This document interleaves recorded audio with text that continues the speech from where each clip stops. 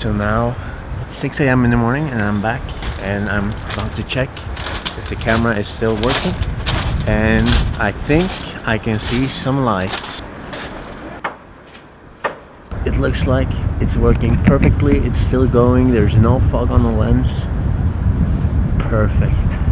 The battery is like almost dead, but anyway, I'm really happy. So now I'm going to change batteries and then I'm gonna head down to the opera and take some more photos and time lapses. Maybe catch the sunrise. It's a bit cloudy today, so there might not be a very stunning sunrise, but yeah, well, I'm quite relieved now. Good news. It turned out only one of the 2 Sony batteries was drained. That means I could keep the batteries going for twice as long as I have today. So that means more than 24 hours. That's really good. So then I don't have to worry about the battery anymore. I still have to come back though because of the intervalometer.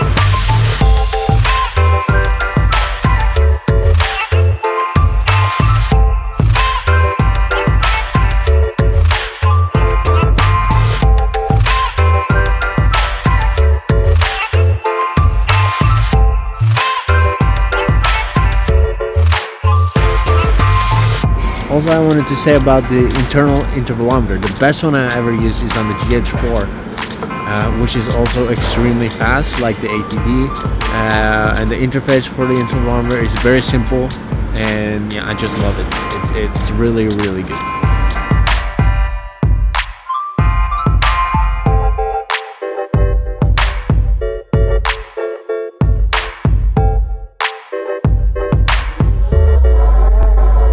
So I'm heading out to the camera again, and it is quite windy and rainy outside, so this will be a big test for my cage and see how well it's holding up.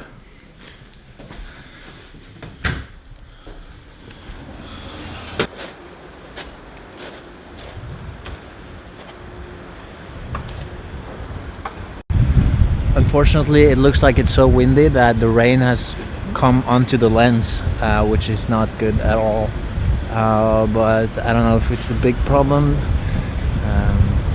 Just have to wash it off really and continue shooting. There's nothing I can do about that right now, but yeah, that's a bit of a letdown.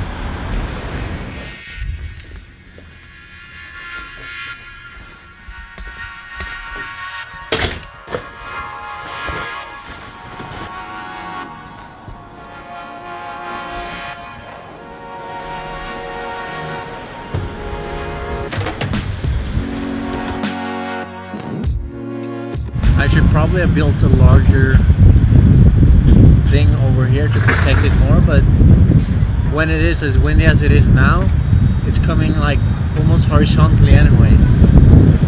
It's not much I can do about it. I'm trying to hide a bit from the wind here, but I made a very last minute solution. So I basically used the tripod bag on top of it, just to give it a little bit more shelter. I'm not sure if it's going to be enough, probably not, but it's better than nothing. I just have to give it a try. It's not a huge crisis if I can't get the whole night, but it would be really nice to just have a clean time lapse. So trying everything I can. Just got back from my local cable store and I found this, which is exactly what I was looking for, a trigger cable for the ATD. Usually I would just get SERP to send me one of these, but since this is such a short notice, I had to go get something locally. Should probably test if it is working. Just testing it on the SERP Genie Mini. It's not working. Shit. Why? Why?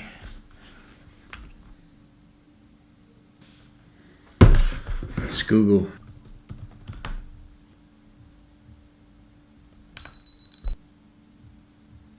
Why isn't things working?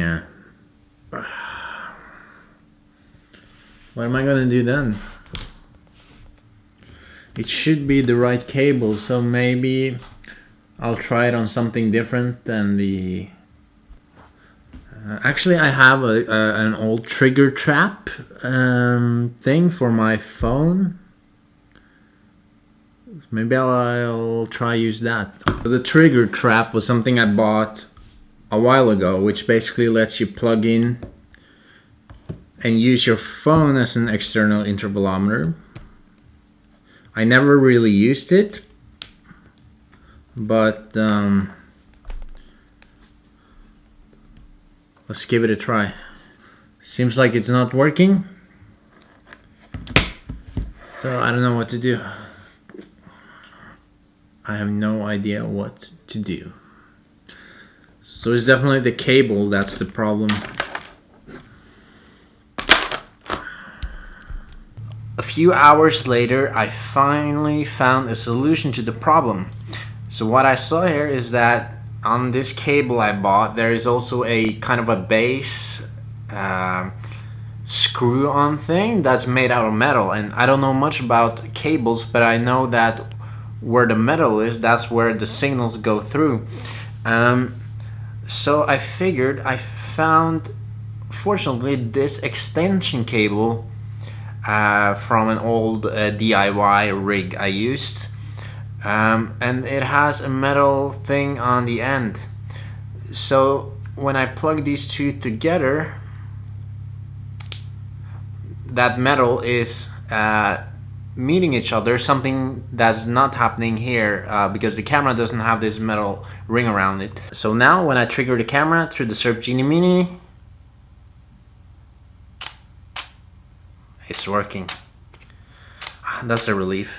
Downside is I have to bring this long extension cable with me, but this whole project seems to be full of emergency solutions, so why not? So I'm also here on my computer checking out the time-lapse from the Sony cameras. So here you can see an LR time-lapse, and you could see the whole thing going through the night and through the day, and then the rain comes, so that's the problem. But it's not a huge problem. But this area, you can see how the building is kind of rising. Quite a bit of post work on this. I can't have it as chaotic as that. If you have seen my time lapses, you know that I like clean, nice time lapses. So I have to do a bit of blending, I think, in order to make it look as smooth as possible. But that's in the future. At the moment, it's not something I can think of right now. So now I think I'm just gonna go to bed, and I have to wake up at 5 a.m. tomorrow morning to go check on the camera, and which is probably gonna be soaked in rain, but hopefully not.